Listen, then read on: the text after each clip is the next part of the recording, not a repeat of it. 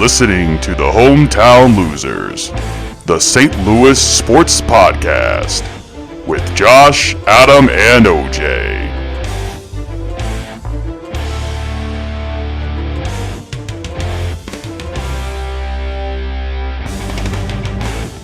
Hey everybody, welcome back here to the Hometown Losers Podcast. This is session number 55, and I'm joined as always by my co-host and Adam and OJ. Gentlemen, how are we doing today?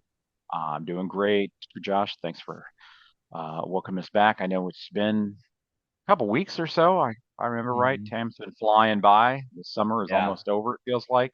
Well, at least the weather-wise, it's been rather nice for August. So tempered down, right? Yeah. Tempered down. So yeah, it's hard to believe it's like we're already mid-August. And so, but yeah, Olympics are in full swing and soon to be over. And we're going to be looking at playoff baseball soon, football starting, all kinds of stuff going on. So yeah, looking forward to it.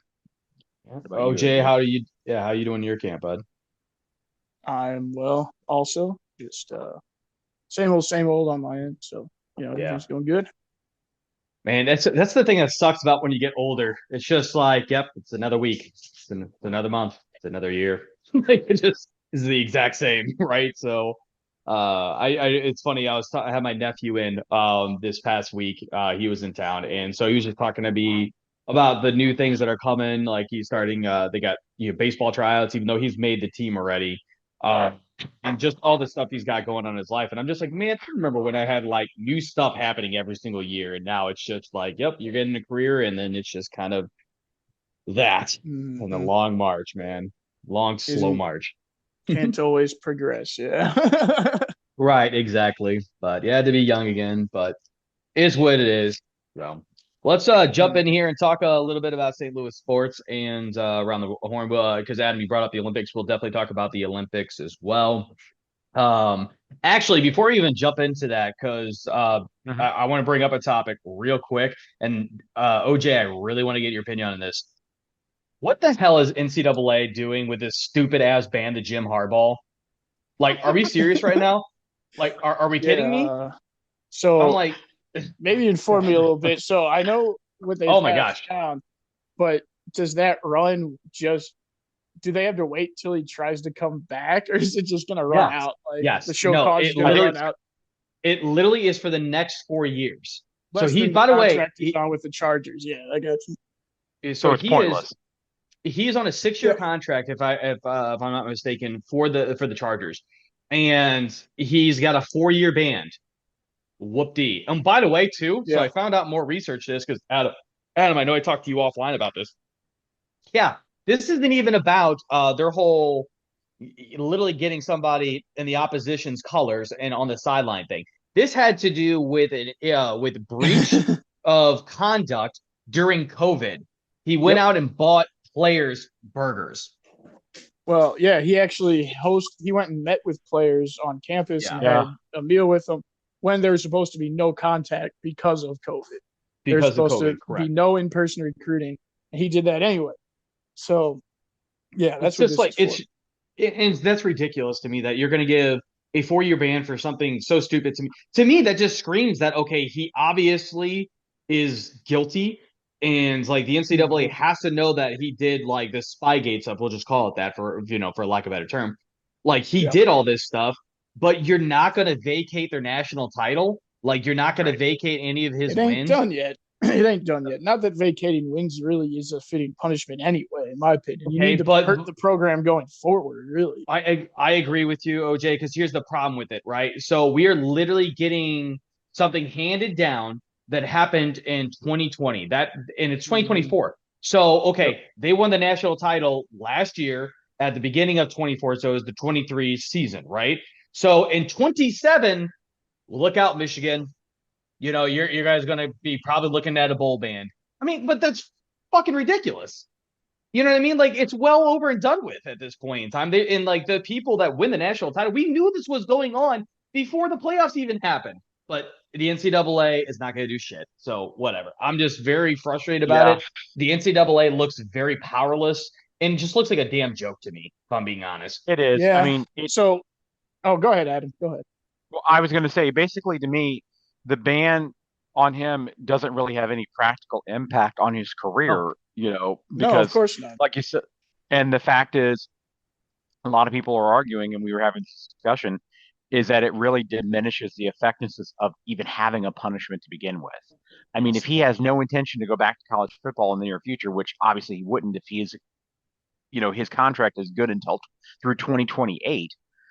What was the point of doing it? Is this was more of a public lashing? Is that what this was? Because it was no actual punishment. It's more of just the fact of, see, we did something.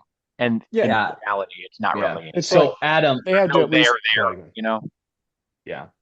They at least had a facade of enforcing the rules, right? Yeah, it's we did this. We put something in place, but it's like, but in reality, we didn't. I mean, nothing's going to be really put in place because they let him walk out and he knew damn well what was going to happen. Yeah. He left the NCAA because he knew he's like, okay, they're going to come down on me. That's fine. I'll get a job in the NFL. Yeah, I got a scapegoat. Oh, and I want to be clear too, because I just thought of this as far as what the NCAA is getting him for. They said it was only a level 2 violation for the actual offense, but they gave him the level 1 violation because he didn't cooperate with their investigation at all.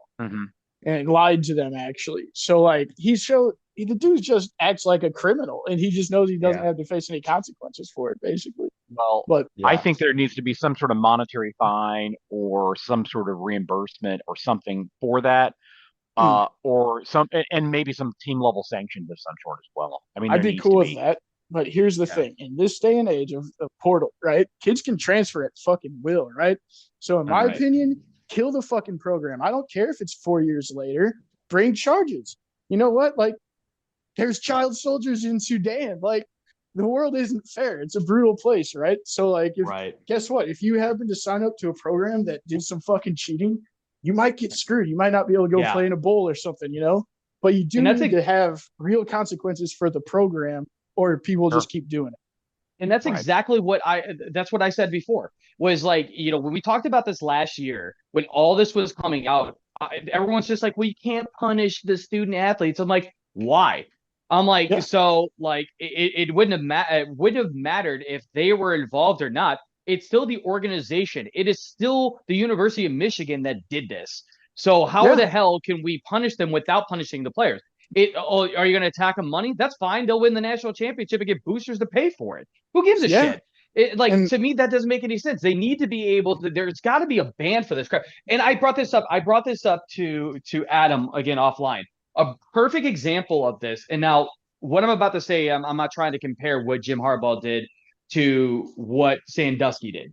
Of course not. Jeffrey Sandusky, right? I don't want to put these two into the same scope, because one of these is just an absolute act of evil, and the other is just cheating the game, right? But my point to this is, so Sandusky happens, right? The NCAA finds out about it. They do their investigation. Then they ban Penn State for 10 years from bowl eligibility.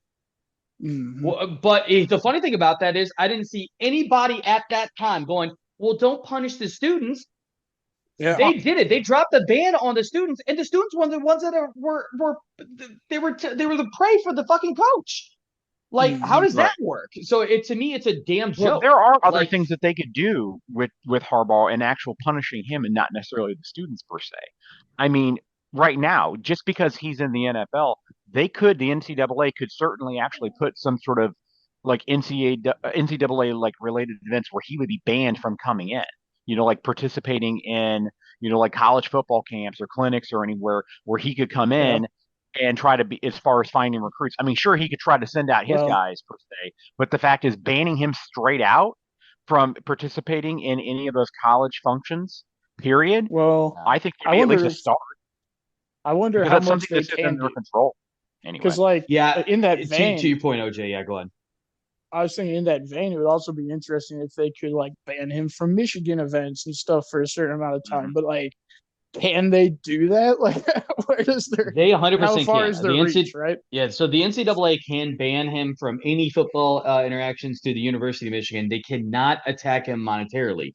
And I'm just going to use what Mike Greenberg said on Get Up, or it was like whatever Get Up, or on ESPN, right? He brought it out. He's like, listen, I've worked for ESPN for years and years and years, but before that, I worked for a company called Diamond Broadcasting. This sanction is essentially like Diamond Broadcasting coming to me and going, hey, we're going to reduce your pay at Diamond Broadcasting. Well, that's great. I work for ESPN. Who fucking cares? You know what I mean? Like that's literally what it feels like for Jim Harbaugh. And exactly. so, he is not going to, and I said it again, I said it day one when this, I said, listen, if he leaves, if he truly goes to the Chargers, he's clearly guilty. Like there's no, like, cause he sat on so many different morals, sat on a bunch of hills and said, I am not leaving Michigan. I don't want to go back to the NFL. I left a good situation in the NFL to come coach my alma mater.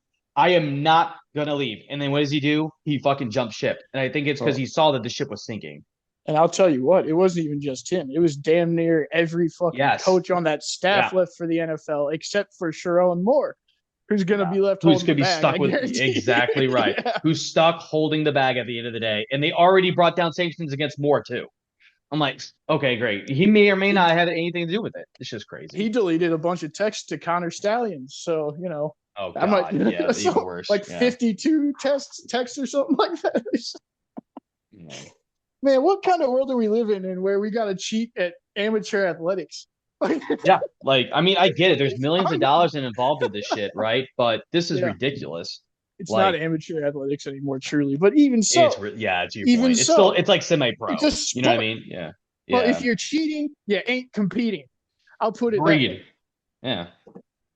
People want to say if you ain't cheating, you ain't trying. I say if you are cheating, you aren't competing.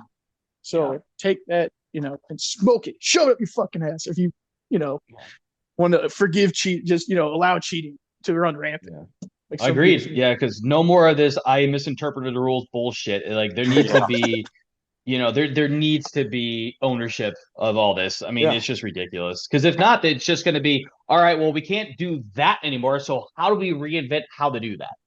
You know what I mean? Yeah. It's just ridiculous. So, all right, let's jump to talk about some Cardinals baseball, I guess, after getting off of that tangent. But I definitely wanted to bring up that point and definitely get your feedback on that as well, OJ, since Adam and I talked a little bit about Oh yeah, that fires me up too. Don't worry. Oh yeah. I'm glad it doesn't fall on deaf ears because I was very upset about it, but it is what it is. All righty. So let's take a look at the Cardinals. So a quick update. They are now 59-56. They're 9-10 since our last session. They're still second in the NL Central. We are 6.5 games back to Milwaukee, though. So we've actually lost some ground there. We were 4.5. Now we're 6.5. We fell to 8th in the NL instead of 5th. We are trailing Philly by 9.5 games. We've actually made ground on Philly as Philly's run into a really rough stretch of their schedule. They're again 9.5 games above us. But we've gained 2.5 games since the last session. We have fallen from 14th to 16th in MLB, and we are now 2 games out of the last wild card spot and 2 games behind the New York Mets, unfortunately. So it just doesn't look great on that. We've not been playing great baseball. But I really want to just try to dive into the trades before we go to any of that. Let's take a look real quick at some of these trades. So the 2 big ones are obviously the Dillon and Carlson trade and the Edman trade. So Edman is out. He is now a Los Angeles Dodger. This was a 3-way trade with the Chicago White Sox. What the Cardinals got out of this was Eric Fetty, a 31-year-old right-handed pitcher, and Tommy Pham, who obviously played for the Cardinals, 36-year-old right-handed outfielder. To me, this is interesting why we did this trade. Eric Fetty coming before he jumped ship to the Cardinals with 7-4 over 21 games that he has pitched so far this season with a WHIP of 1.14, an ERA of 3.11. He is a career 5 ERA guy, which is not great. Tommy Pham was batting 266, 19 ribbies, 25 walks, 63 strikeouts, and 5 home runs before jumping ship. Now, I will say that Tommy Pham obviously turned on the gas a little bit, right? Yeah. What a great! I was going to say, love that first at bat there, grand slam. Yeah, grand slam, yeah. That Pinch was hit awesome. grand slam. I was going to say, a friend of mine was actually at the game. I was like, oh, and texted me. I was like, holy shit! I wasn't even watching the game, and I turned it on and I saw it. I'm like, oh my god, how awesome is that? I was like, what a cool, welcome back, at least in that sense. So I was not feeling so hot about all this trade or whatever. So at least it put a smile on my face. I was like, okay, Yeah, so like he's got a little bit of gas in the tank. So and that's the problem with this, Adam, right? So I really feel like because Pham has got two. So like since he jumping ship here, Pham is now batting 379, 9 ribbies, one walk, 3 strikeouts, and 2 home runs, right? Which is in the 8 games that he has played. I mean, it looks really good in the stat sheet. But and all these people are like I'm seeing online are like, oh my God, Tommy Pham is going to be. First of all, slow your roll. Okay, slow your roll here, guys. He was batting 266 coming into it, which is not bad, but he's not the great. There's a reason why we got rid of him. He's also 36. Right. I mean, really, about the only thing for me. The full story of Tommy Pham is he crushes lefties. That's why we got him. That's exactly what I wanted to talk about because we were weak against lefties. That's exactly the point I was getting ready to make. That was the one hole that he was kind of plugging there, is the fact that we had weakness against lefties, and he adds that to the lineup. And he adds a little bit of veteran presence to the lineup in general. But yes, the lefty piece was something we were missing. But it sucks in a sense that, we had to give up. We had to give up as well. I mean, at least we're not the White Sox, bro. Oh my God. Yeah. Just if I was a White Sox fan, I would just be like, you know what? This season is completely over. Yeah, it's over. It's done. That trade was horrible. The whole season's horrible. Like, check yourself out. It could be interesting, like watching two teams you don't root for play. Like, it's just, you don't have to feel bad if they lose. You could just enjoy some baseball. Like, it might be a little free. I mean, there was what was it? The A's, the Athletics, and the fucking White Sox are playing. I'm like, 2 horrible teams together. Yeah, I'm like, oh my God. And the A's. And I think they finally won. Well, they finally won after like 22 losses or whatever, 21. I forgot how many it was. I saw online that they played a song from Taylor Swift called 22. 22. And then they lost. That's been 22. It's like, you shouldn't have played the song, dude. Like, didn't play the song. That's hilarious. You were asking for it. Like, what are you doing? Man, that's what broke the curse. Yeah, like you cannot just come out and say broke the curse. Oh my God. But yeah, I mean, at least, so I feel a little better, since then, but I was not thrilled. And I know that, the overall reaction has been very mixed because, losing Edmund was obviously very disappointing. And that immediate impact of Pham and then that potential from Fetty. It'll be interesting. I mean, I guess there's a little bit of optimism there, but obviously losing Edmund it really sucked for us. And I think while painful in the short term, I'm hoping that maybe we'll return to some contention in the near future. I hope. I mean, we're kind of on the cusp of maybe landing a spot. I mean, we're 2 games out from a wild card spot, so it's still early August. Fingers crossed. They've gone through, and they're going through still, I'd say, a stretch where their pitching has just really hit the skids. And that's it's dragging them down. I think the cause is they have a lot of more control pitchers, especially in their rotation. And if a control guy goes out there and he doesn't have feel for a bunch of his pitches, he's gonna have a bad night. You know what I mean? Right. And you still need to get the innings out of them, though. So next thing you know, you're down 6-0 in the third or something. You know what I mean? It's like, I guess the point is, at what point do they start looking at like building beyond the current season and actually like, building for the future as well? And I don't think like these type of signings don't necessarily, to me personally, they don't move the needle. They don't really move the needle like for the long-term strategy. Myself, they seem like they're short-term effects, like that we're going to be benefiting from this. You do get Fetty next year. You do get Fetty next year also. Yeah. So he's a longer term. He's only 31, which is pretty young for a pitcher still. Like it's for a pitcher, that's well within like the range of they can be very good at this age. And he's been very good this year, even though he doesn't have the best strikeout stuff. Again, he's a command type pitcher more than anything, but he can strike guys out. He's not incapable of it.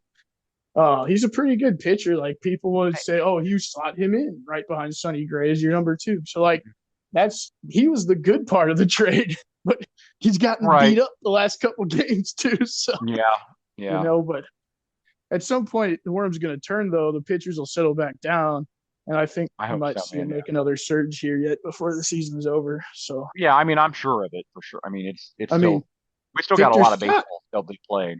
Victor Scott his swing looks much better now that he's back up. He's got a home run. Yeah. He's got a hit tonight. Like all of a sudden, if that dude can hit, like, oh my God. Not that he can for sure, but like, yeah. Right. So anyway, there are some positive developments. Yeah, that's just the only thing I'm really concerned about, though. It's just like, again, to Adam, I think brought it up. It's like, when are we really building for the future? Again, like Fetty to me doesn't move the needle at all. He's more of an end of the like back end rotation guy. No, that's not true at all. I mean, not the way he's pitched this year. Anyway. I could see. He came back. But in one year, okay, great. Like he had one good year, but he went to the KBO. All of a sudden, his command improves greatly, a la Miles Michaels, who, guess what, was a stud for a few years when we first got him. I think we brought him over near the same age. I'll tell you what, you can't really say Fetty. If you say Fetty's a back-end rotation guy, I just disagree with you. Earlier in his career, he wasn't even an MLB guy. So I wouldn't. Right. But he seems to have improved quite a bit. Like, he just doesn't have the profile that Fangraphs loves. Like, that's the thing. Okay? But it doesn't mean he can't be an effective pitcher. Or a very effective pitcher, I should say. But anyway. So you're saying the potential is there. We just haven't seen it yet.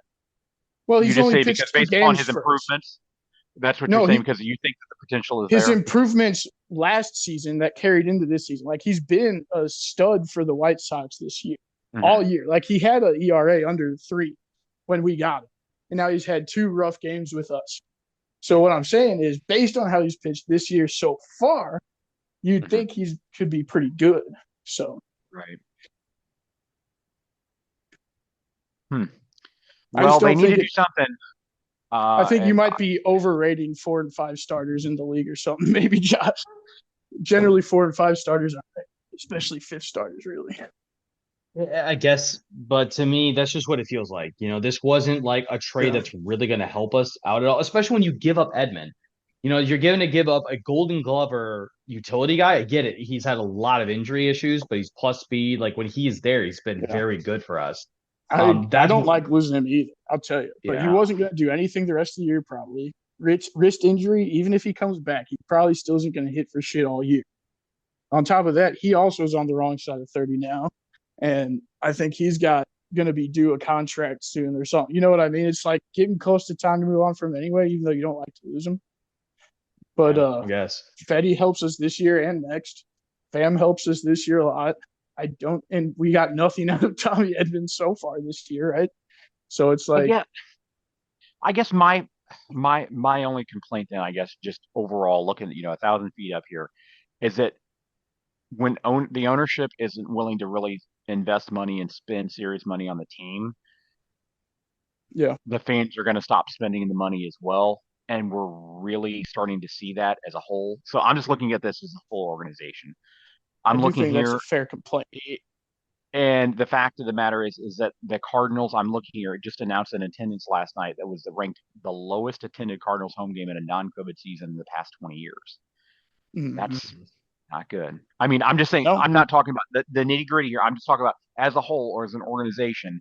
It feels like they're not really investing still into this team that they should be. And I think the fans are starting to, well, they're not starting. They are not investing back in the team as well. So I agree with you. I guess looking forward, getting back to that conversation, what is it that, well, I guess we don't even know. I don't think they can really do anything. More for ownership, what are their plans long term? What is it that that they plan on doing. DeWitt, what are your plans long term? How are you going to try to dig us out of this? And you can't blame the fans for not. Yeah, because it's like you're not going to blame this on the fans. You're literally not putting money into this product, so you're asking us to spend our hard-earned money on this product. No, I don't think so. If attendance goes down, then the payroll goes down. Go fuck yourself. but you're giving us a shitty product and still selling it at a high price. Like, I'm sorry, it doesn't work that way. It's incumbent on you to make us want to come to the park. I mean, it's like going to a steakhouse and I'm ordering the filet, and instead you're bringing out a piece of shitty, fucking fatty, piece of crap, Yeah. And it's like, oh, well, it's like, if the steak's just going to get worse if you don't pay us more money for it. Right. That's what I'm saying. Bro, I'm not going to come to your restaurant anymore. Yeah, I was like, fuck your restaurant. I'm not coming back. No, Adam, you will eat the cat food. You will eat the cat food. You will eat it now. I had to kind of put an analogy in there somewhere about how I feel as a fan. It just sucks. Yeah. Like, that's just how I feel. Like, I know we get into this, like, having these conversations, but it just, like, what moves the needle, what doesn't. But it's like, as a whole, what are their plans? I just. So I'll tell you, I agree with you. And, like, generally, I'm not a look at the payroll kind of person. Because they spend enough money to where they can win World Series with this level of payroll. They should be able to easily. The problem I have with them is they're not spending as much money as they could, and they're not spending more money to paper over mistakes. Like, I would like to see more of that. We don't have to be the fucking Tampa Bay Rays or some shit. Like, when you fuck up, you can go out there and sign another really good starter or something. You know what I mean? You can't, and that's the thing about it. Jay, you can't call yourself baseball heaven and not fucking try. I can tell you right now, I have literally been called to get tickets this season probably like 15 times. And it's every single time. And you can almost hear it in these people's voices that they're fucking desperate to meet quotas. Yeah. It's like, well, then put it better. And every time I'm just like, listen, the product sucks. Like, I don't want to come back in the ballpark. Well, I understand, but we feel that the product's going to be coming up. I'm like, keep reading from that script. You and I both know on both sides of this phone that it's not coming up the way that you're predicting it's going to be. Get out of here. They take us for granted. I feel at the end of the day, that's how I really do. Being taken for granted that we would show up no matter what kind of team we have. Because we're baseball heaven. That's not how this is. This isn't like Manhattan, Kansas, with all they fucking have is Kansas State football. Kansas State, like, they sell out every single game, and they've stuck although they were decent last year, they've been okay. They had a good season last year. Yeah, that's what I'll say. But before that, they really struggled. In the 80s and 70s, they were really good. But, like, in the 90s, and especially the early 2000s, they were a really, really bad program. But people kept selling it out. But I'm sorry, we have other things to do in St. Louis. You know what I mean? Like, we have the Blues, even though they suck. We have City, even though they suck. We have Bedhawks, even though that's over. I'll tell you what, I think there's more issues than that. I think there's not enough people living in the city that want to and can't afford to go to any of these games. So when most 100%. Of your attendance is coming out from the counties out into the city, they don't want to make that drive if you're going to put a mediocre ass team out there. I really think that's not worth your time. It becomes an argument the parking that they charge you, even if the tickets are $5. Because no one in the county because I have to spend $40 to park down there, and what's the point to go watch something? And it's like, put it this way. I'm glad you brought that up, Adam, because it wasn't last year, but it was the year before that. OJ, Adam and I went to a Wednesday noon game. So it's Wednesday. It's in the middle of the week. It's a noon game. There's not going to be anybody there. Oh, we were all-inclusive tickets. We paid $50 per ticket for it. Parking was $40 fucking dollars. Yep. For a Wednesday bring people game. Down in the town, you know? Yeah, that's what St. Louis needs. It's more than just a Cardinal thing. You're right. And not to start on the politics of St. Louis, but yeah, you would think that they would want to draw people into downtown and into the downtown economy and not scurry away from it, because not only will that drive down the tax money coming in from the county and elsewhere, but also increases crime, because the fact is that everything, these businesses vacate and there's nothing left. There's no money in the area. So you're right. that doesn't even include like how people have allowed Lambert to just essentially sit half vacant for going on 20 years now. And they're talking about even closing East Terminal over there as well and just consolidate all down to one because pretty much they have to, So it's crazy. So there's a lot of things that they need to focus on. And I think fans were tired of Mo. We've seen his free agent signings. We've seen the poor trades. In general, I'm not talking about specifics. Just in general, there's been a lot of poor trades. His lack of player development, leadership also needs to really energize that fan base. Haven't seen that. Marble. They seem to be. They're just so like content on resting on their laurels right now. That's to me what it feels like. It feels like they are not at all going out and trying to compete for a World Series. They're barely even like they're like our goal is to beat Milwaukee. That's what it feels like. It's like that shouldn't be your goal. That should be a given. I'm sorry. Right, exactly. 110%. Is this literally the new St. Louis Cardinals for the second most winning franchise in all of fucking MLB to sit there and say that, oh, we're going to go out there and we're going to try to win ourselves a Central Division pennant? Bullshit. Like, come on, man. This is not what any of us grew up with. 30 years old, and I've been seeing nothing but Cardinals winning and Mark McGwire. Yeah. Honestly, it's kind of sad because I think it's 3 taking over. I really do. I think he doesn't give a shit about baseball like his dad, as much as his dad did. He's worried about just trying to get money out of the team, and that's all he cares about. Yeah. And it feels like this is the new normal until somehow they can put a World Series contender back on the field, and like it seems like an era is dying out. Yeah. In essence, it's kind of sad. I think that's why Yadi's not around. I mean, how the fuck has he not brought Yadi around? Or, how people were asking, like, how is Chris Carpenter not part of this organization? Sure. Like, losing a little bit of this luster. Yeah.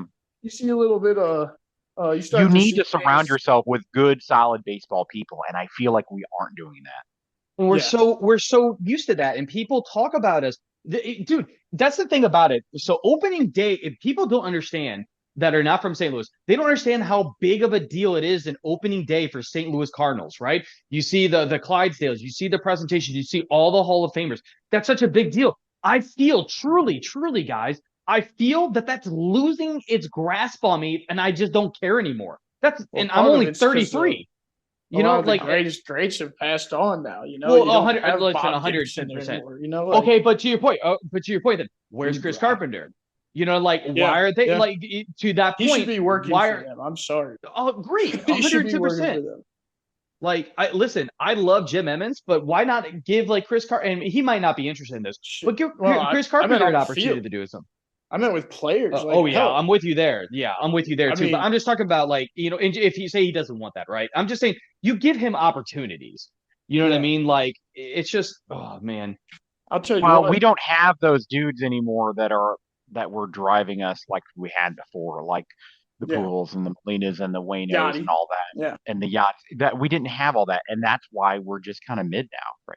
Hey, and so I'm going to say something that's going to sound really fucking crazy, but you know what would really, I think, honestly, truly, deep down, I think it would give the franchise a jolt in getting things in the right way of winning again.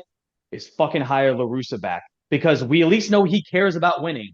Just saying. Role, though? That's what I'm saying. I mean, you're not going to put him as a manager or whatever, but to me, he cares about winning. So if you did put him back as a manager, you would at least know as a fan base that he's doing whatever he possibly can to put the best team out there and not just win fucking divisions, not trying to go 500, but to win the damn thing. You know what I mean? So, again, as I said, it's crazy because I know it would never happen. He's got a lot of problems legally and obviously age and mentally at this point. But you know what I mean, right? Bring in a guy like that wants to fucking win. I just don't we just don't Marble is such a yes man. And there's times that I just feel like he's not even in the game. He could care less that he's sitting there leading the Cardinals.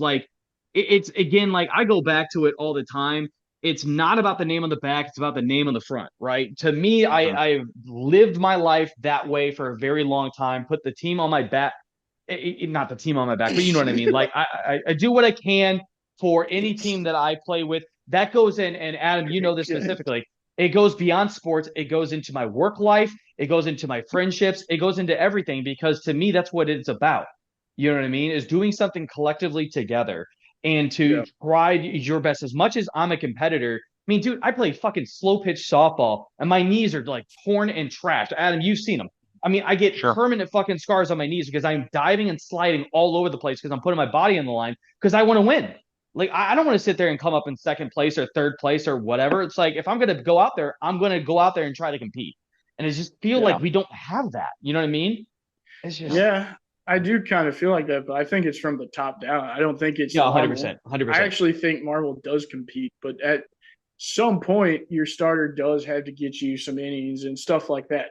Don't forget, also, they have been playing a lot of games because they've been making up a lot of rainouts right now, too. Yeah, so they haven't had much time for rest. And they did have the break, but like they are playing a lot of baseball in a row. They had to call up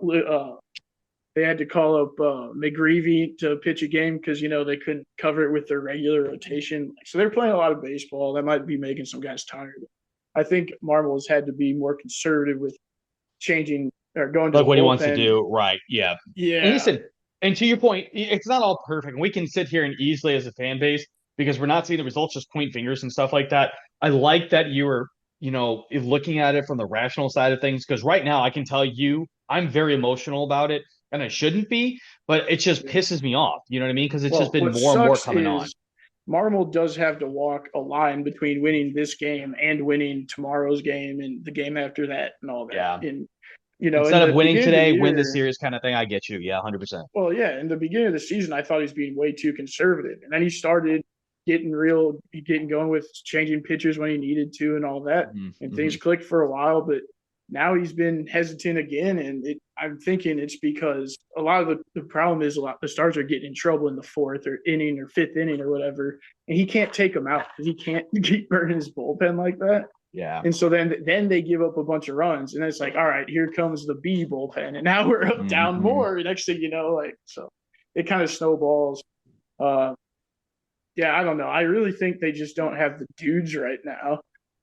Like in all over. Well, not all over. Let me think. Yeah, like what's really hurt them a lot is like Goldschmidt and Arenado's declining, like not being who they were. So like we've actually had a lot of positive developments for our young players, especially like Mason Wynn, for instance. Like that dude's probably going to be a superstar, I feel, just by watching him. But and his numbers would probably bear that out too. I will say, to your point, as a guy that loves Arenado, I'm a big Arenado fan. Oh yeah, I love the guy too. It's been very hard to watch him just not care this year, because I feel like deep down he's just like, well, I feel like the Cardinals lied to me about bringing in better talent, like making a more concerted effort to get World Series titles, right? Excuse me. I believe that truly that's what I kind of feel like is internally down. That's a guy that like outworks everybody, that out hustles everybody, and he just wants to go out there and win. Like the ultimate competitor. He's always been that way. It just doesn't have that fire this year. Almost like he's burnt out. Like you know what? I'm already over it. I'm already the golf course, and it's just like, man. I don't know why, but he doesn't seem as mentally engaged this year almost. But like, yeah, I don't get why, because I really don't like the Cardinals. If anything, did what he had. He wanted them to go get more veterans, right? So they got a bunch of veterans. But I don't know. I mean, maybe he's just cutting payroll or something like that, because I think we are paying less to our major league team this year than we did last year. Yeah. If I'm not mistaken. Although that could have changed now at the deadline. I haven't seen what it looks like now. But the main thing is we're not spending to our potential. The Cardinals are a big-time fucking franchise. Number 11th on that list, right? And now we're down to like 20th or something. Like, really? They want to pretend like we're the Brewers or something. You know what I mean? Yeah. Like, I'm okay with being a draft and develop team. I like that. That's how you build a good team. That's but part of the way. You do have to splash money around too. You can't just sit on your dough, man. You can't. Not if you want to win. Not now. Not especially nowadays. You just can't do it. Not the way that we're being outspent. Yeah. We have to remain competitive. Well, and not only that, but the teams with money are smarter now too. Because back in the mid 2000s and shit, we had a legitimate big edge on everybody in analytics and such that helped us get the best value for our money. But that's out the window now. Everybody's caught up to sabermetrics and all that shit. It's the edges are a lot smaller there when it comes to analytics and such. You still have to spend some money, right? So yeah. And that's the thing about it is that was, back in the day, it used to be there were 3 different types of teams, right? You had teams that would only develop and then trade, i.e. the Rays. Then you had teams that would typically only buy their players. And again, typically like the Yankees. And what I would say by that is obviously they had Derek Jeter, they had Manny Rivera, they had players that did come up through the system, right? Jorge Postada, stuff like that. But typically, and then you had the Cardinals that would do this draft and develop, and then every about 3 years or so, they would have a massive signing. You know what I mean? Goldschmidt, Arenado. We just haven't had like that in a minute. You know what I mean? Yeah. Like we just have not had that in a while. And that's where, to me, it's like, okay, cool. You can kind of gauge, and that's how you slowly but surely build up like better talent too. And it's just, I don't know. I mean, like, to me, like, this is just my general feeling. I really feel like Mozeliak lost his confidence when the Juan Soto deal fell through. I mean, if we would have got Juan Soto, cool. Then that takes care of exactly what I was just talking about, and getting that big trade that would have scratched that itch. And this team, I really do believe would look completely different. But I don't think there's any proof that was ever any even close, though, either. Like, that's just speculation. No, most MLB analysts and stuff said that we were the 4th runner on that situation the entire time. Yeah, until San Diego decided to give up their entire farm system for him. And obviously it didn't even last. So, whatever. Never wind up with. I will say it's if you think about how those teams were built back in the day, though, it's like taking advantage of some teams doing some real dumb shit. Like, we got Scott Rowland for like nothing. I mean, didn't we same thing with Arenado? David Freese for Jim Edmonds, like David Freese when he was like low in the minors or something. I thought I remember reading about that to the Angels. I don't remember. I think that's what it was. Let's see. But yeah, like, we got Jim Edmonds from the Angels for like scraps. Like, we got Larry Walker for literally nothing off waivers. Literally nothing. Well, I'm saying there used to be a lot of really fucking dumb front offices too. Yeah. I mean, it's a little easier. We used to be able to do that shit. Championship team when front offices are fucking stupid to deal with all the time. But we can't just get dumb luck all the time. That's not, Well, nowadays it's like just the Rockies. They're the only idiots to deal with. And like, okay, so hold on, time out. A lot of it. So I know, and I can probably speak to this a little bit just because I know the Larry Walker situation very well. It wasn't about the Rockies being idiots. It wasn't like, oh my God, they're going to get bent over in the middle of the woods with no one here, right? Like, we're not talking about that. What happened was that they had to make a massive payroll cut because their owners were at a certain place. So they knew that they weren't going to be able to afford him anyways. They tried to find trades. It did not work out that well. And so then essentially the Cardinals were able to come through and be able to get about bottom dollar prices. The same thing with Jim Edmonds, from my understanding. Same thing with Arenado, I know for specifically. So the thing about it is, it's not necessarily that these franchises don't know what to do. They just literally, the Cardinals found them in the right, found themselves in the right spot for the right time. But to my point, they've been doing that for fucking years, and they just cannot seem to do it since Nato. And that's been what, 5-6 years ago? You know what I mean? So that's what it feels like. Yeah, lightning doesn't just necessarily strike twice in the same area, So. Right. Oh, you know what? I think it was the opposite way. I think we traded Jim Edmonds to the Angels for David Freese at the end of his career. But what I will say is we got Jim Edmonds for like, sorry, I just had to look that up. Very good. Well, it's actually real quick here because we do need to move on here. But let's get to the last trade here. The trade of Dylan Carlson for Sean Armstrong. God. Yeah, I don't understand this one at all. Yeah, so Sean Armstrong, the 33-year-old right-handed relief pitcher, before coming to the Cardinals, 2-2 this season with an ERA of 5.4 and a WHIP of 1.607. He's been not great, but not terrible. He's 0-0, I think, in 3 appearances.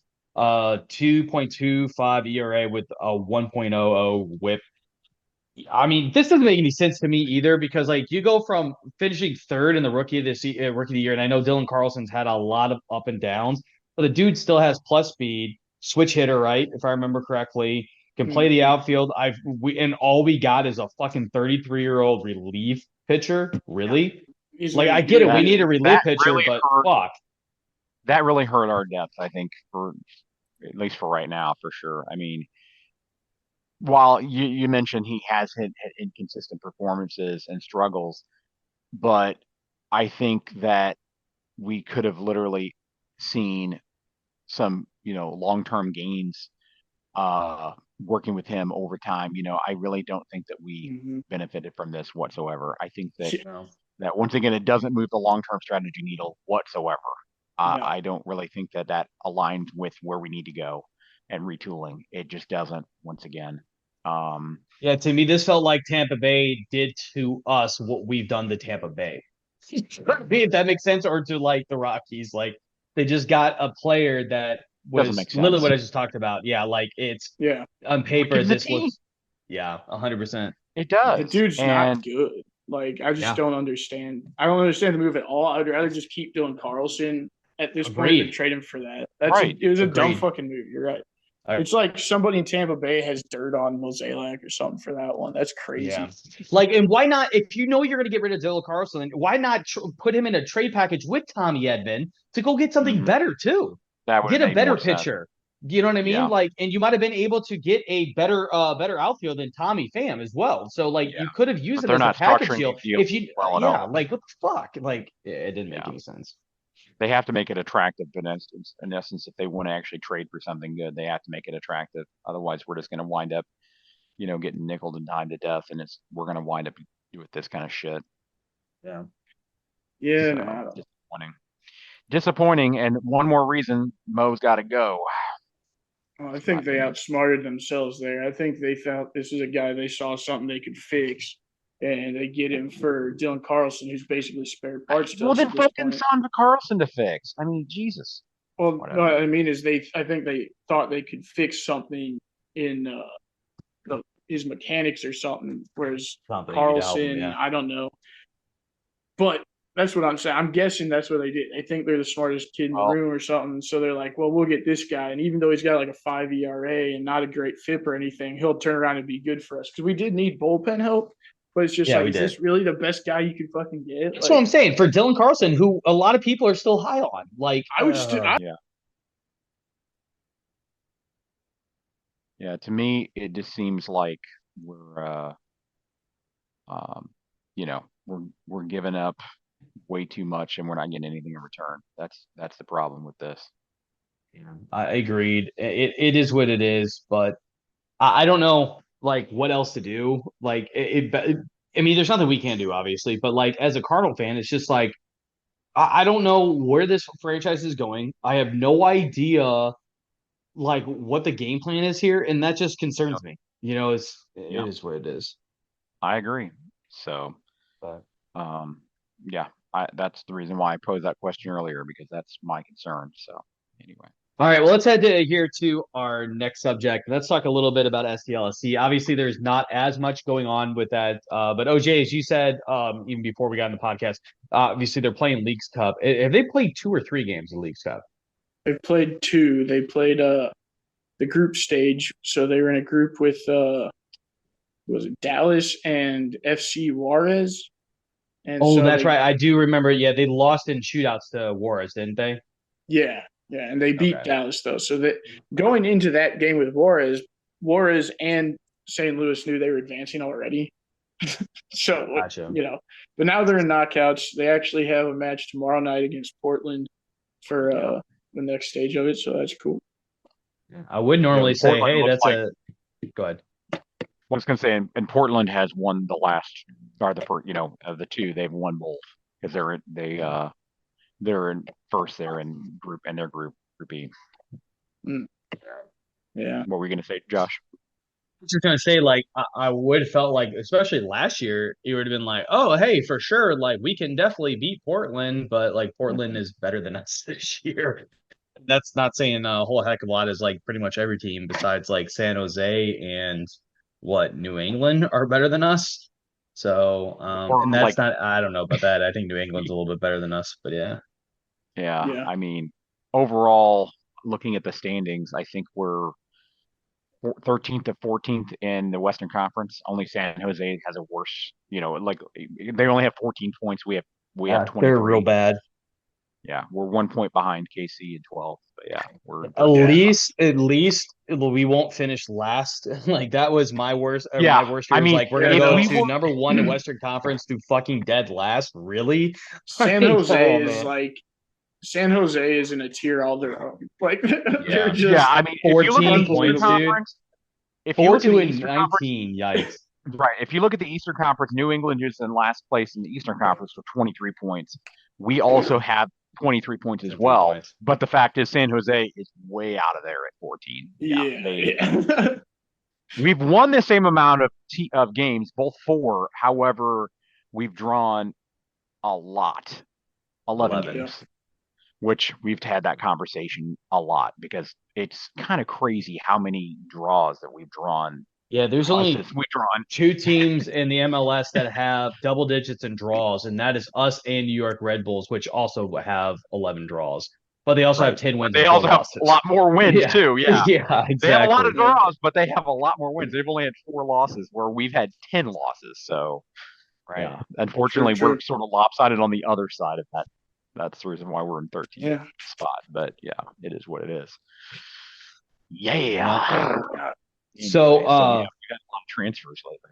Yeah, about to say, we had what is it? Jaden Reed was signed from City 2. Jonas Horn is on loan from SC Newburgh. Obviously, the big one was the trade. Yeah, what I say? Like Newburgh or something. Oh, my bad, Nuremberg. Yeah, my bad, because it's German, obviously. Yeah.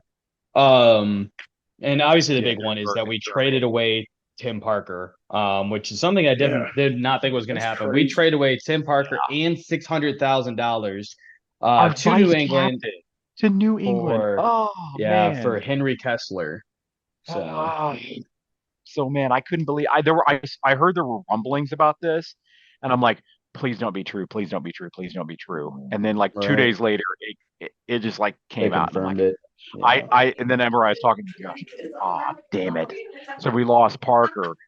This sucks. Yeah, Gionacci's gone too. Like I took a look at it. Actually, hold on. I think I still have it pulled up.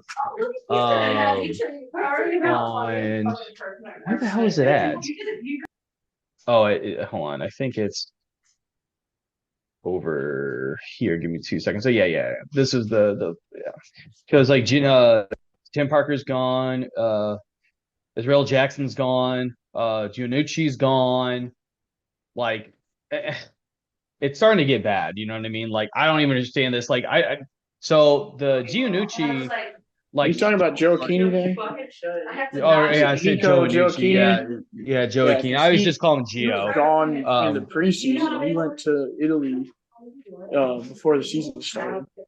So he's been. I know. Trust me, I know that. But what I'm saying is, it just looks like a completely different team. As well as kind of getting. Yeah, they kind of have purged a bunch of guys. Yeah, so I don't know, like I don't know where that is about, but yeah, they definitely seem to, I don't know. So it's just not looking great. Yeah. I'm scrolling through our roster, and a lot of the guys on here that we do still have a lot of guys from last year. They're all hurt. Yeah. Pompeu, Thomas Ostrad. Let's see, Nielsen's hurt right now, I believe. Klaus, of course. Like, it's just, we've had so many injuries. Rasmus Alm's out. Berkey didn't play the game against FC Juarez. I don't know why. But, like, yeah, I mean, the injuries have been killer. And then I guess some guys got bad attitudes or some shit. Went ahead and just purged a bunch of them or something. I don't know. I honestly don't know why. Yeah, and I don't know either. And that's just the concern, like, is that there's not like as much oversight as we get into when it comes to soccer specifically too, especially in the MLS. We don't get like the reporting you would for like the NFL, MLB, NBA and stuff like that for some of this stuff. So like it's just hard. It's hard to keep up with.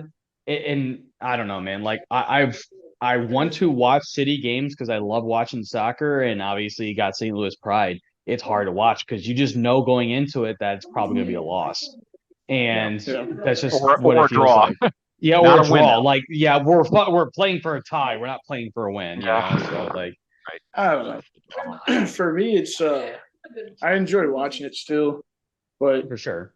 it's yeah, I mean it's getting frustrating because especially because like every time something good could happen, it gets called back for some reason. Yeah. VAR's really looking at every play we make very closely, especially if it's a positive play for us.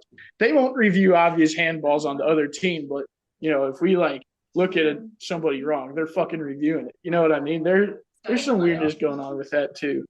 And those VAR officials don't get paid much. So it's not it's not out of the question that they might have some gambling issues or something like that. Listen, there might be a little bias involved there. I think the biggest sporting sporting conspiracy when it comes to like payoffs and stuff like that is in soccer. I mean FIFA. Yeah. Like FIFA itself was a corrupt organization for fucking years. Still and is. It wouldn't. Yeah. Yes and no. So yeah, yes, no, it's super corrupt still to this day, dude. FIFA is one of the worst fucking things to happen to the world. Yeah, I mean, I will agree that they are like a terrible organization. However, they have cleaned up quite a bit of this stuff. They're still dealing with repercussions off of whatever his name is, and I can't remember. He's obviously no longer in charge.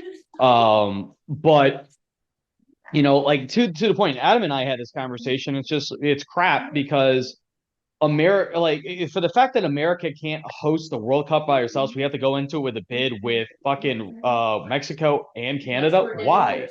Like and I found out too via a report, we are having to give money to Mexico and to Canada so they can get this infrastructure done in their own country. Are you fucking kidding me? Why? Yeah. Like then it's just that's ridiculous. I mean, like obviously it's to the point America. that. Yeah, it's because we're America. And I'm trying to remember who the dude was. I have to look it up real quick. The former president of FIFA. The guy that was corrupt as all hell. He said something. Hold on, the president of FIFA. What's his Blatter? Sepp Blatter. Yeah, Sepp Blatter. Yeah, Sepp it's Blatter. Sepp Blatter, yeah. So Blatter. Yeah, exactly. So Blatter literally said one time that if America ever won the World Cup, the world would weep or burn. He literally said, he like paused and goes, or burn. He meant it in a joking way, but it's kind of the truth if you think about it. Like if America won, the rest of the world would be like, fuck that, we're done. Like that's why I so bad. Like that's why I so badly want to see the U.S. win a World Cup, just for that. I know. Just to be like, we're number one. Go invent a new sport to be good at, you fucks. Yeah, exactly right. Yeah. Oh, yeah. That's like what is it? It's like when you go into high school and you're facing your like opponents, like or your rival high school's like best sport, and somehow, some way, your shitty team's beating them. And you're like, let's play soccer, let's play baseball, like all the other sports that we dominate at. Like, you just throw it back in their face. Oh my god! But yeah, dude, it would be awesome if we could win the World Cup. That would be something, dude. That would be the largest party I think we would ever throw. Oh yeah, I would go to Europe just to fucking throw a party. Yeah, I'd go to France specifically. Just start being the most rude jackass American that I can. Just to, if you're going to give us that, if you're going to have that fucking stereotype of us, I have to get my money's worth out of it. Right. Yeah, I'll tell you what, that would be pretty badass. Like, it would be also even better if they win the World Cup and they just act like obnoxious jackasses while celebrating the cup. Like they're doing like the moonwalk to grab like the medals and shit like that. Or flipping off the world. Like exactly. I want every single one of those motherfuckers with the American flag around them, just like in the Olympics. Like every single one of them. Like they're like, all right, let's take a team picture, and it's just every single one of them holding up an American flag. Like, yeah, just fucking swarm some like nice hotels, be like USA, USA. Oh my god. One can dream, right? One can dream. Yeah. All right. Well, speaking of the Olympics, let's get to the Olympics before I head to our sign off here. So real quick, in a medal count here. So the United States has 30 golds, 38 silvers, 35 bronze for a total of 103. We are in the total lead count as well as the gold medal count for right now. China has 29 golds. They've had a very, very strong summer games. 25 silvers, 19 bronze for a total of 73. The host nation of France is third right now on total medals. Third on the gold count is Australia with 18. They've also had a phenomenal summer game, specifically in the pool. Yeah, and I know that the women's polo just beat the women's United States polo for the opportunity to go into the gold game. That was a big upset because we are the defending Olympic champion. But France, anyways, the host country, has got 14 golds, 19 silvers, and 21 gold. Or excuse me, I wrote down golds again, but bronze for 54 total. The biggest thing for us, and obviously we're going to win the total medal count. We're up by 30 on that aspect of things, but it's the golds. And China has quite a bit of opportunities when it comes to wrestling. A few more of their women weightlifters. They have some opportunities.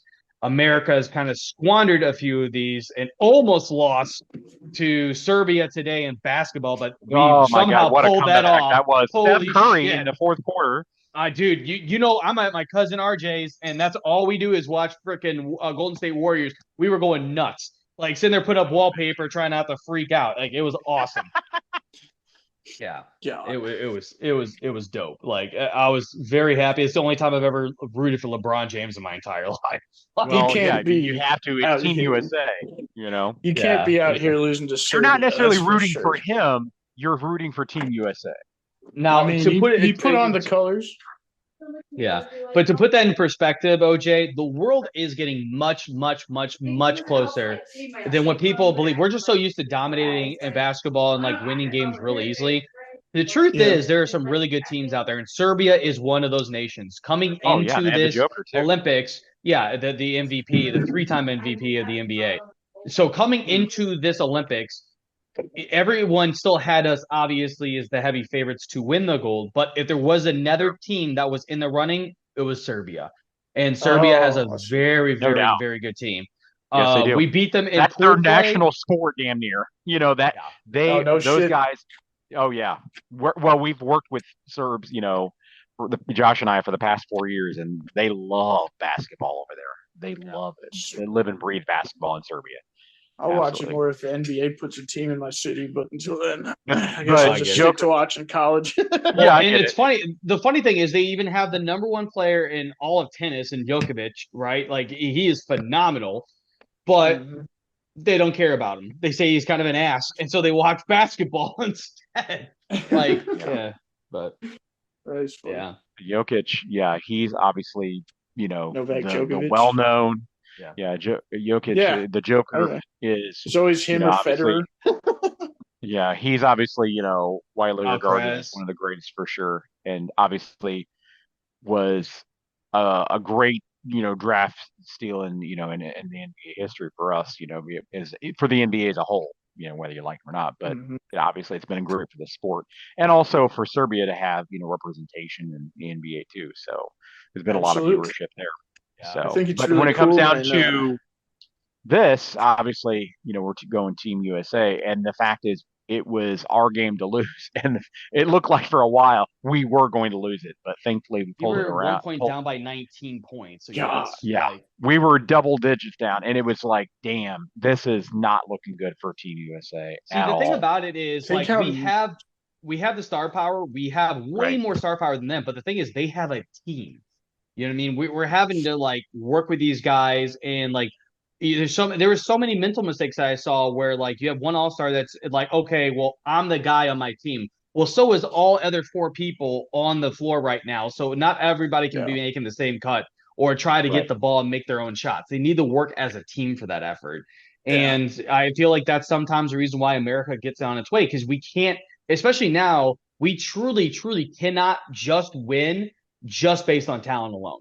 Like the competition is much more stiff than that now. I hope they realize that, because I think that a lot of them, no matter what they say in the public, I think they kind of feel like they can win just by lacing them up. Like we're so fucking 100%. Good, because they are all really fucking good. But like maybe they're not practicing as much or as hard as they should as a team to iron that shit out. Work on communicating better and all that, right? Right. Like, for these Olympics, maybe they're not as focused on that, because I'm sure they all focus on it real well for their actual club teams, but like on the national team, like they probably view it as like a cool, fun tournament where they get to go beat up on some losers more than anything. Beat up on an impoverished shit. Do the American thing and beat up on the impoverished country and like, well, represent an American flag. Sounds about right. Yeah. So yeah, it'll be interesting because we're going, of course, for gold on Saturday against Team France, and we'll be, me personally, I'll be watching for sure. I happened to read LeBron talk some shit on the French team too, so yeah, I hope that they're going to be fired up. And Team France has the tools to really challenge, the U.S. for sure. The funny thing about that is, so like there has been 2 massive foulings in men's basketball in these games. That is clearly for the Americans, because even if you're like a neutral country, you're rooting for America because that's where all the stars are, right? It's fun to watch. You have all the big name players. If you are the host nation, obviously they're going to be rooting for France because you're in France, and most of the people that go to these games are French, right?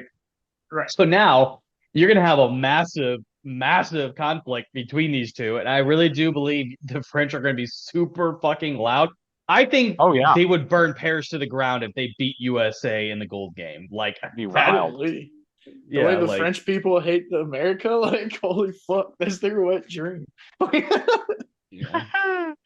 But I mean, the thing is that I think that they have from what I've read, obviously, looking, head to head versus, of Team France versus USA or whatever.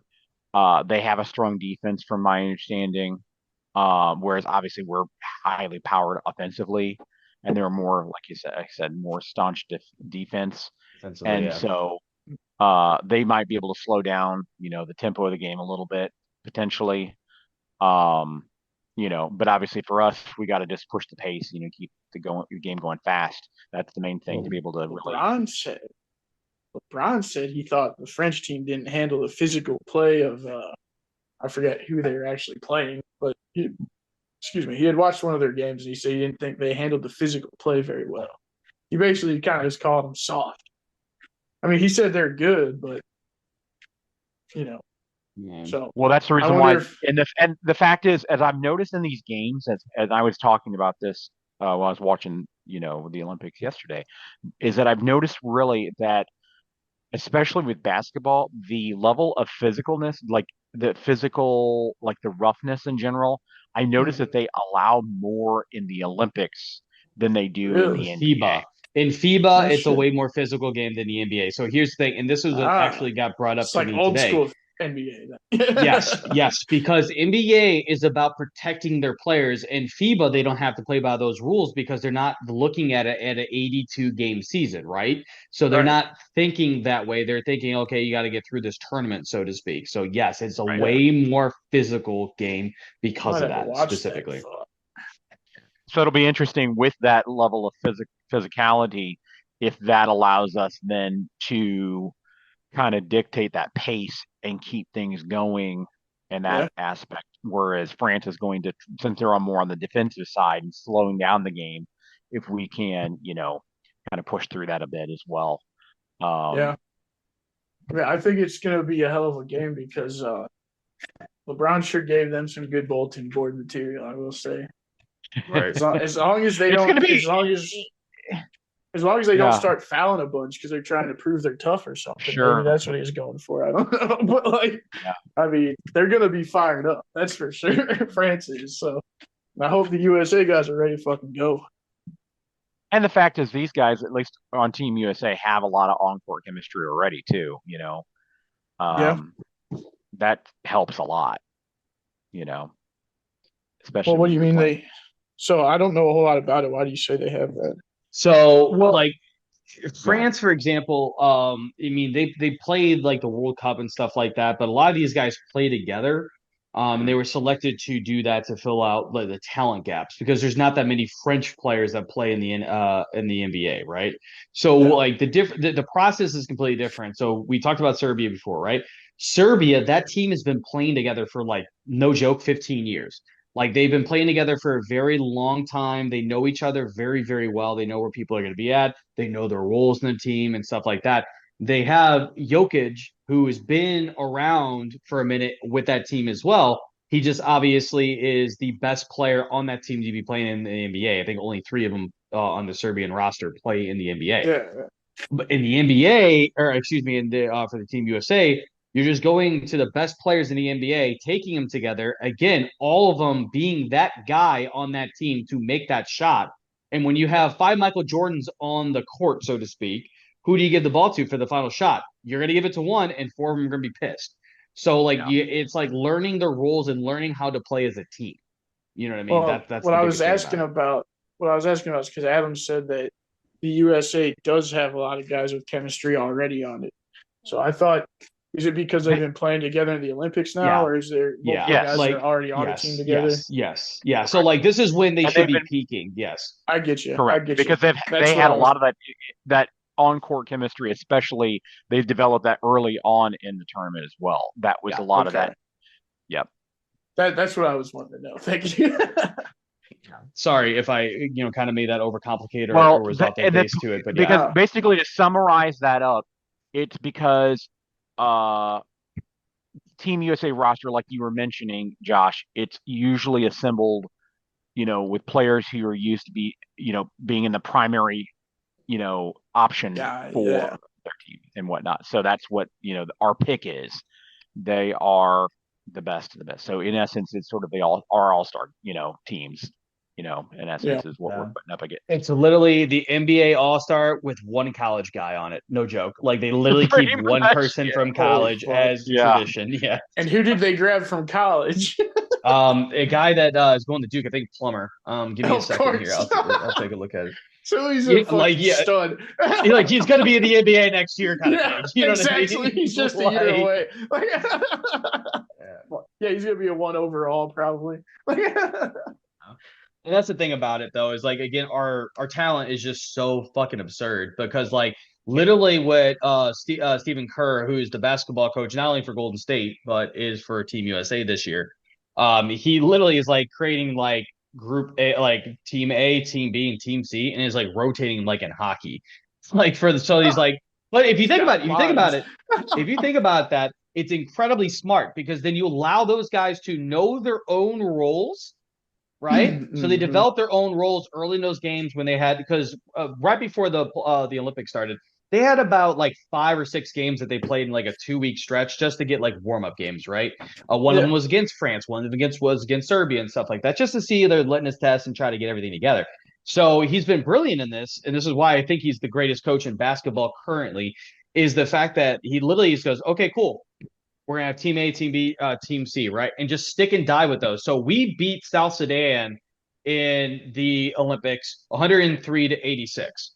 But during the run up to this, when we were doing the practice games, we beat them 89 to 88. In fact, they lost the game. They had an opportunity with the last possession of the game, and they literally missed a layup. And that's the only reason why we did not lose. So, like, we almost lost to South Sudan, right? 110%. Right. So they almost pulled off a huge upset. But what Kerr did with that was he goes, okay, I'm going to stick with these lines, essentially. Let's just call them lines. I'm going to stick with these. And now, going into these games later on, they all have these established roles. So let's say that Anthony Davis is not doing very good this game. All right, cool. Call in that role player for Group B to kind of fill in for that spot. You see what I'm saying? So now, like, it's just, to me, it was brilliant the way he kind of did it. I see what you're saying. He created a set of roles and put people in there. Correct. Okay. Yes, but allowed them to do it. Allowed them to kind of work it out as a team. You know what I mean? Right. So. Oh, I get you. He let them make their own depth chart essentially. Yeah, exactly right. It's like Jason Tatum, St. Louis's own the Jason athletes Tatum. will figure it out. They will. Right. I mean, I've never seen a professional athlete that didn't acknowledge when they thought some guy was better than them. Like right. It's always the fluff reporter questions, but they all think, especially like your normal guys, like they know who the fucking big dogs are. Or hockey, especially in that, like they'll figure it out. They'll figure out who's best for what, and and that's the thing about it. And when you're a coach of like one team, like the only player he actually coaches in the NBA that's on his team is Stephen Curry, right? And but what he's doing is he's like, all right, I'm not going to try to control all these egos that are in this room like I would normally do for a team. Be like, all right, youngin, you're going to learn your place on this team, kind of thing. He lets them do what it is and let the pieces fall where they fall. Because like I can tell you that it's like, how do I equate this? It's like when men typically, like this has happened to me a couple times in my life, no joke, where I hate a dude, fucking can't stand this dude, but I fight him, and it's either like we beat each other's asses, or we fight almost to a draw. Then if that fight comes to a draw, I'm telling you, out of those like three that I can recall, I became friends with those guys. I truly became friends with those guys because it's just like respect thing. You know what I mean? And that's kind of what you need to let them do. You kind of create this, put them into the practices and the training camp and stuff like that. Let them kind of knock around each other, and then find out who the big dog is. You know what I mean? Yeah, and just kind of let them do their own thing, and then they will find and be comfortable with their own roles. So like I thought it was just brilliant. But anyways, moving off of basketball, women's soccer, we are back in the gold game. Let's go, Team USA for the women's. Emma Hayes has done an amazing job already. I have to say I have a lot of respect for her. What I was a little cautious coming into it with Emma Hayes's she's the new head coach, by the way, of Team USA for the women's side, if you weren't aware. Looking at her resume, I was a little skeptical, but she's done a fantastic job. But we also had some really cool. Adam and I watched the men's steeplechase, where the dude put his nation on him and almost won. The best we've never medaled before. It was the best performance that we've ever had in the men's steeplechase. He got silver for his country. I don't even remember the guy's name, but you're a freaking hero, man. Like, you are awesome. Like, we've had a lot of like cool people be able to come out, and it's been some really cool stories in the Olympic Games. I've been very impressed so far. I think France has been a good host nation and done very well as well. Very good. It's been very impressive so far, I think. Kenneth Rooks.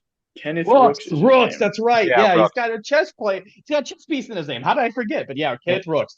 The dude was amazing. Yeah, I have to say overall, and then obviously I wanted to call out some records too. So with track and field, Sydney McLaughlin-Leveron, she of course set the world record in the women's 400-meter hurdles. Did that in 50.37 seconds.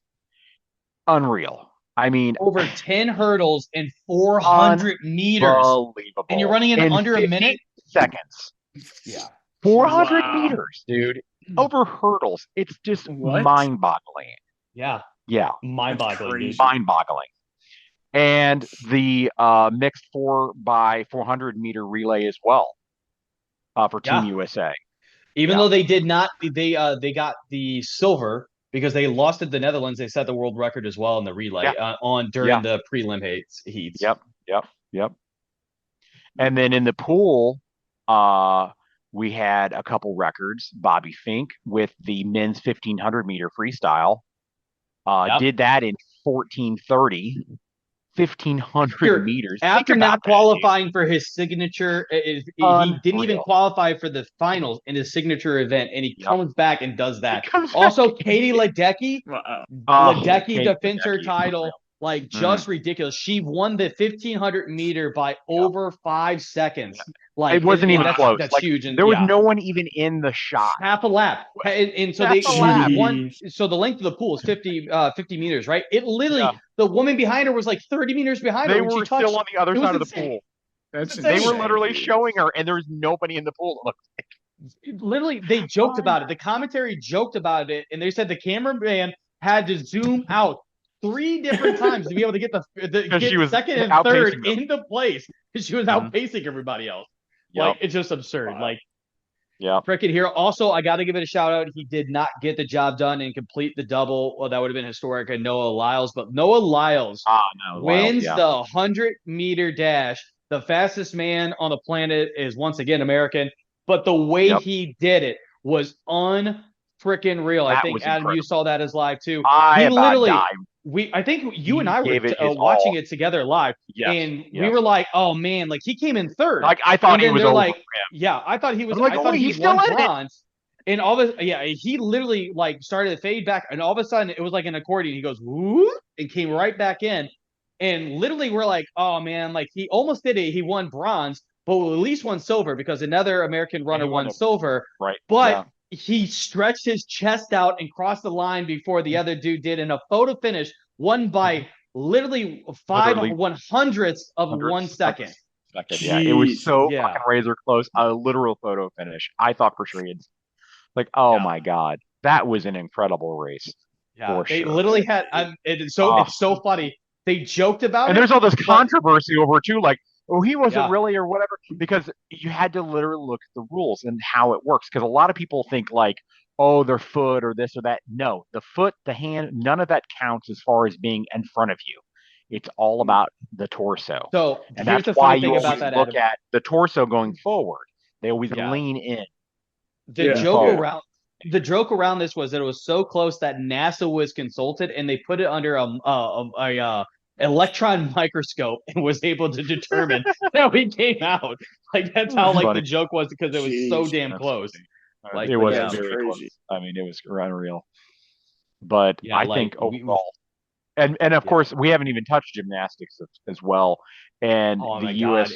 girls in Biles, gymnastics, of course, doing Biles thing. Suni Lee doing her thing too. Yes. And all of them were all looking fantastic. But of course, Biles gold in the all-around, silver in the puller exercise. Obviously, women's team gold once again, led by Biles, captured the gold, and the men even captured bronze as well and what first time they medaled since 2008. So that was an accomplishment. You can think that in Russia not being at these games, but yes, that's true. Hey, I'm not gonna take away their accomplishment. But what do we? It looks like we got 10 medals in gymnastics alone. I mean, we literally dominate, and we have so much talent in the gymnastics portion. So it's going to be interesting because will Biles be back? She hasn't said one way or the other, but obviously, that's where we started lacking in the pool because we lost Phelps. He was getting older. Yeah. So that's when we started. Mm-hmm. Yeah, on the men's side especially, we still have Ledecky and all that. That Marchand guy is going to end up replacing him for the French side. This dude, for the first time in 50 years, won two golds in the same day for two different individual events. Leon Marchand. Yeah. That dude walked away with 4 gold, 200-meter breaststroke, 400-meter individual medley, the 200-meter individual medley, and the 200-meter butterfly. All gold, and walked out with the bronze in the. He had 5 medals and 4 of them were gold. Medals. Yes, there's only one other person in the Olympics that had one more medal than him, but they ended up with 5 bronze and 1 silver. So he by far is the most decorated Olympian. Higher touted, like when he's scoring board. Higher you know what I mean? Yeah. Yes, most gold. Walking out of there with 4 gold and 1 bronze. Yep. I also have to give out a shout to American shot putter Ryan Cruiser. Won his 3rd gold in a row. Doing it the dude is an absolute freaking beast. But man, his shot put, another Olympic record of 76 feet. 76 feet. He threw that ball which weighs over 5 pounds, 76 feet. 3rd consecutive gold medal in shot put as well. It's crazy, dude. But yeah, he is the GOAT when it comes to shot put. He's the first one to ever three-peat when it comes to shot put. So he's won in Rio and in Tokyo, and I tell you, that guy it was really cool watching that, and also watching out there the oh my God, we were watching. Oh God damn it, I'm trying to think the hurdles, not the hurdles. Steeplechase. No, not the steeplechase. Okay. No, they're going over the the bar that raises up. Oh my God. The pole vault. Pole vault. Thank you. Pole vault. Yeah. Yes. Yeah. I will tell you And too. Go ahead. Yeah. Sorry. I was going to say the pole vault was incredible to watch as well. I'm certainly some disappointments, but You're talking about the women's, right? The one we watched with yes, Moon and but in Sweeney. Yeah, men's Moon though, for America. Yeah, and the men's too. Yeah. that Armand Duplantis guy.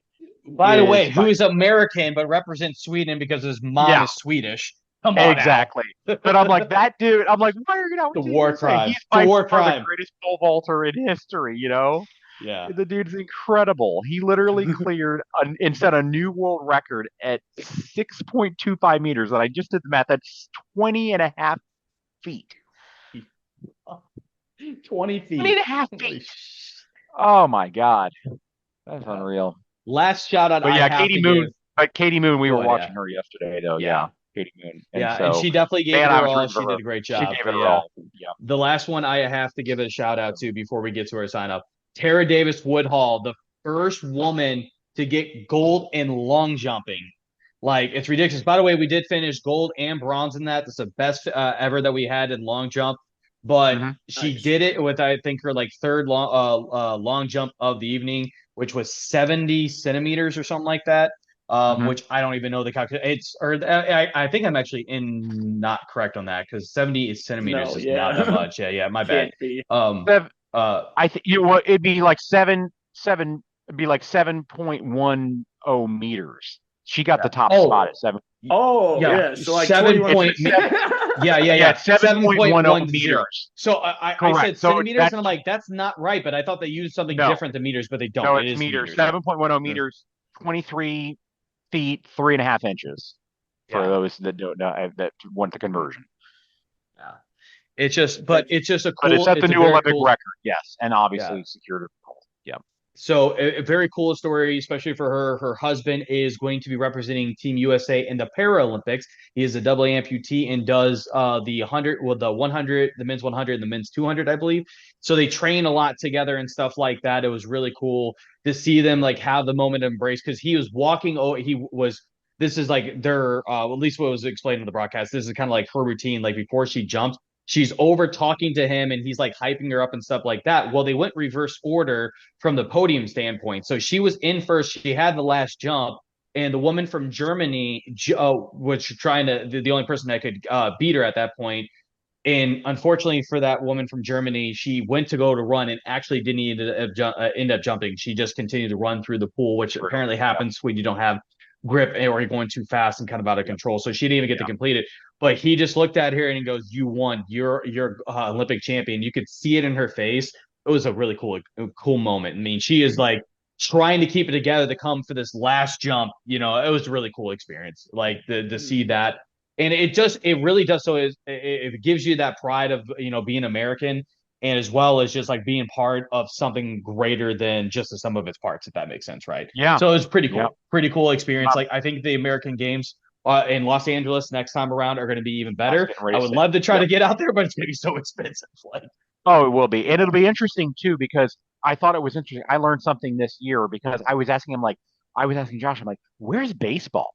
And I'm like, for some reason in my head, I'm thinking, because obviously there was baseball in Tokyo. And I'm like, where's baseball? Well, I found out that, in fact, that is not always on the roster. The Olympic docket, yes. The docket, that it's up to the host nation to basically make two suggestions? So the host nation can make, to your point, the host nation gets to make 2 suggestions. The one is to essentially there's a lot of things that has to follow. First and foremost, it has to have a lot of popularity. There should be some sort of professional league for it or professional competitions. And what are the media scores? How are the essentially you have to set up everything. What are the rules? What is the format? How does this work for scheduling? How are you going to televise this? And, how is it judged? So on and so forth, right? So, for example, the French put in a different variation of badminton, which did not get accepted.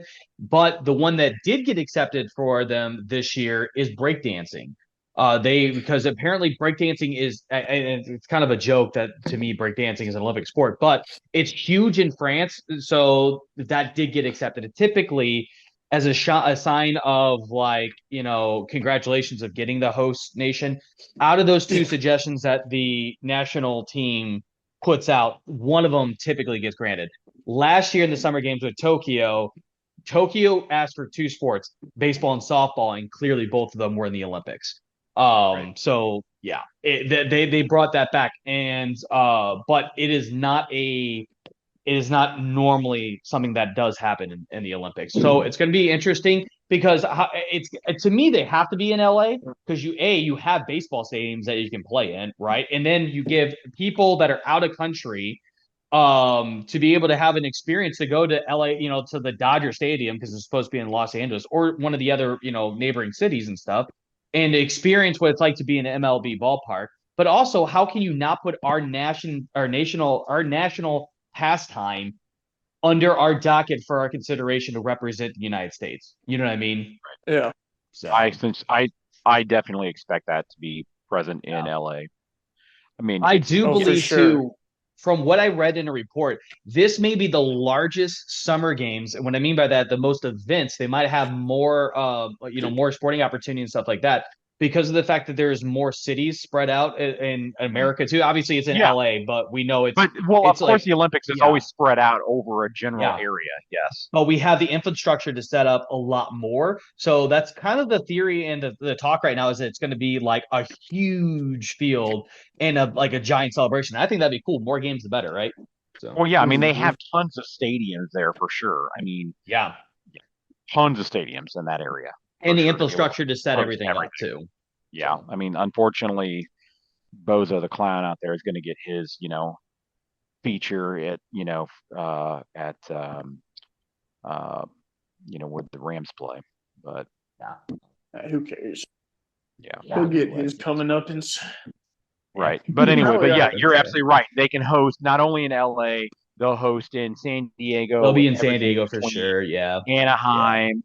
Anaheim's everything good through Santa Barbara, like all along. So SoCal will be very lit up along the coast there of tons of things. And also, I was going to say there will probably be since there's so much land option outside of there as well, you can have bigger events and whatnot. Where things are a little harder to kind of stage in Paris, for example, because it's the way that the city is laid out, ancient city, and the way is very tightly, I'm not going to diss at all. I think they've done it, but it is very clustered there how they have to do things. No, I mean, I've been to Paris. I can tell you that. Yeah. Yeah, but I've loved the fact that I've been able to watch, beach volleyball, and it's right there under the Eiffel Tower. That is so awesome. Cool event that is a very fucking cool thing. So, OJ, obviously you might not watch it, but just look it up. A picture of it, dude. It is really cool. You can literally see it, and they have the Olympic rings attached to the Eiffel Tower, right in front of it. So you can see it in the background. It's perfectly framed. They are literally playing right underneath the Eiffel Tower in the Parc des Français. It is so badass. I'm like, dude, that is a cool ass moment, especially the night games when they had the rings lit up. Oh, dude, it is cool. Like I was watching it was the Kelly and Chang game. It was before they made it into the semis where the quarters, excuse me, where they end up losing to the Swedish team. Just unlucky draw there because they literally went up against the team that they've played in Worlds against twice. But anyways, it was a night game. I can't remember what it is, but it was awesome. But yeah. So, I think they've been a great host nation for sure. I definitely think it's been a great host nation, great Olympics so far. It's going to be wrapping up in a few days. So, yep. Winter in 2 more years. Yeah. Winter in 2 more years. Yeah. I love the winter games too. I do love the winter games indeed. And so it's going to be a lot of fun watching the Olympics in Milan, Italy. Yep. Milano. Yeah. Yep. That ought to be cool. So, yeah. Sure. So that'll be really cool for sure. So, and then it'll be coming back to the USA. And we also just got some good news too. Salt Lake is going to be hosting Yep. The next Winter Olympics Winter Olympics again. Yeah.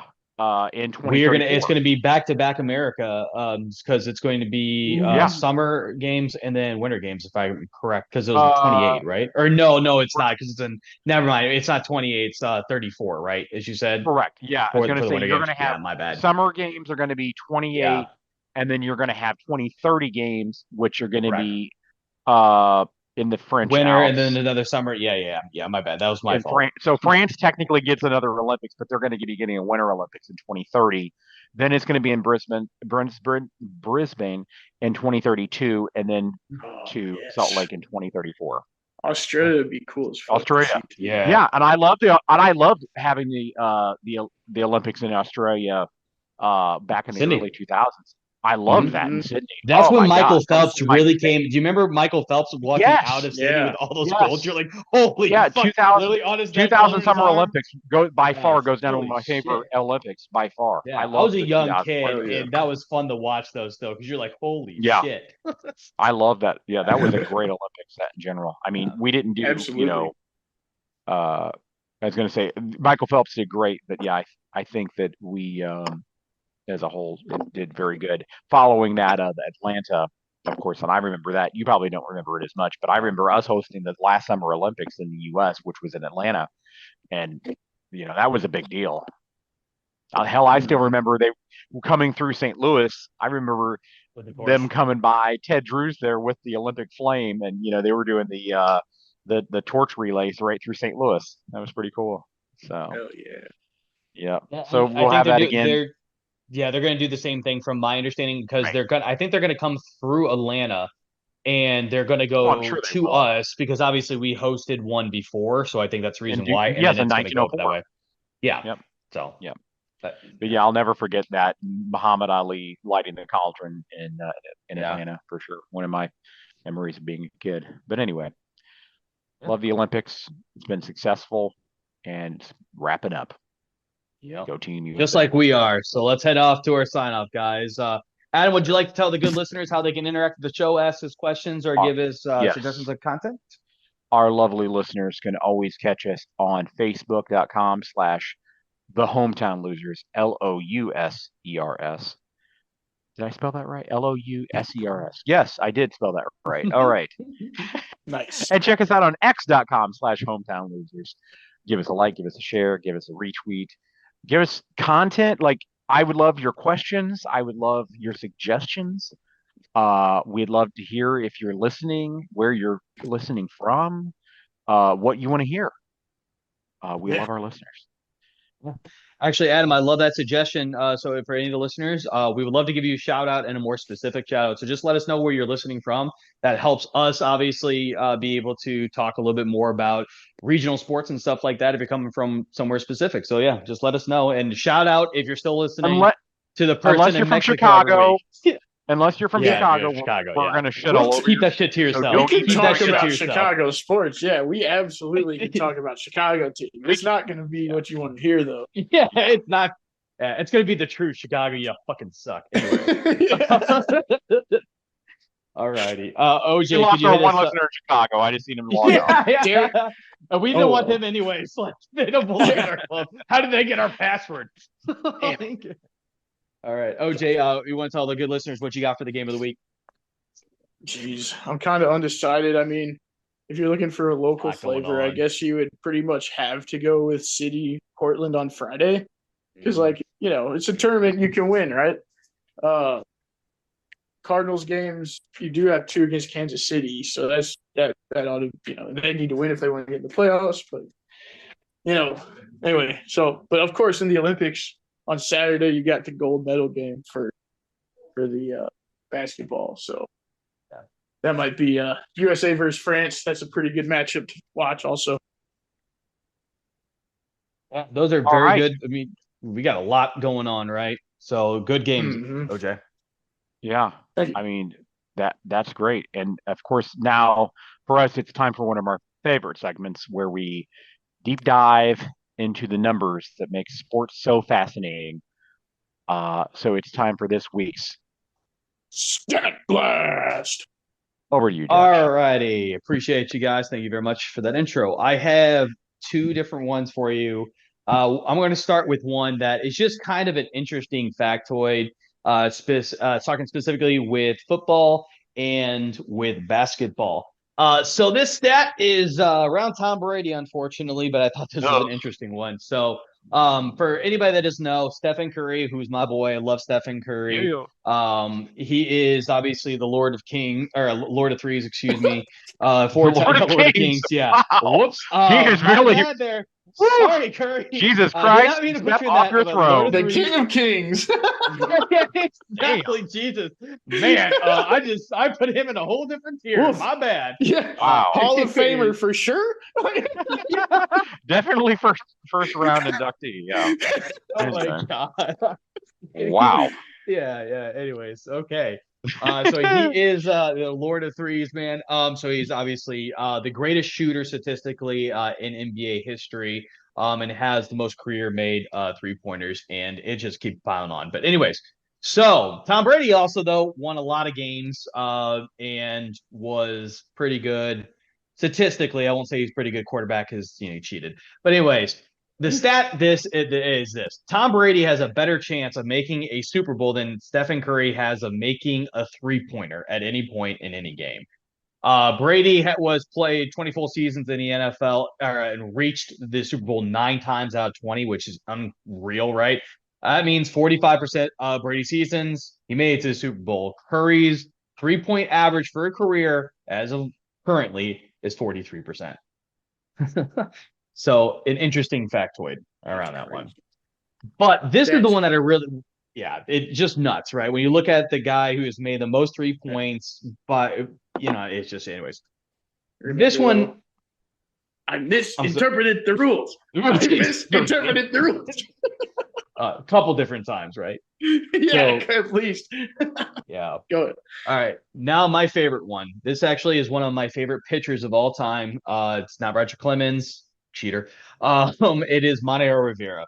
So everyone knows him as the Sandman. When the Enter Sandman by Metallica started playing in the late 90s, the ninth inning, you knew that the Sandman was going to come in, was going to close out the game. But here's how dominant Mariano Rivera was, specifically in the playoffs, one of the most clutch pitchers, or really players in MLB playoff history. It is more common that a person walks on the moon than Mariano Rivera would give up a run in the playoffs. To put that in perspective, since Mariano Rivera, actually not even since he came into the league, overall, there have been 12 people that have walked on the moon. Rivera has 11 earned runs in his entire career in the playoffs. Oh, just saying. Yeah. Thought that was a very interesting factoid. Yeah, because it's just so like a crazy thing to think about that we put more people on the moon as a world, obviously, because it wasn't just Americans. But that's how many people walked to the moon, and Mariano Rivera gave up less runs as a closing pitcher for the Yankees, who are in the playoffs at all times. You know what I mean? It's just, that's crazy. Plus, he won 5 World Series? No, he won more than that, didn't he? I think. No, yeah, 5. I was right. 5. Thought that was very cool. All right, guys. Well, as always, I appreciate your time. I appreciate your input. And we also appreciate you listeners. Thank you very much for listening in here and tuning in every week. We will catch you next week here on the Hometown Losers podcast. Have a great day, everybody.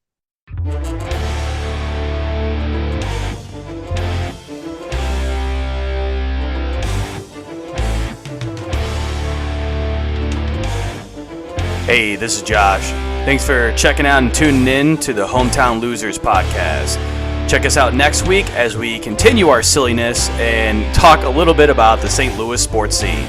Catch you next week.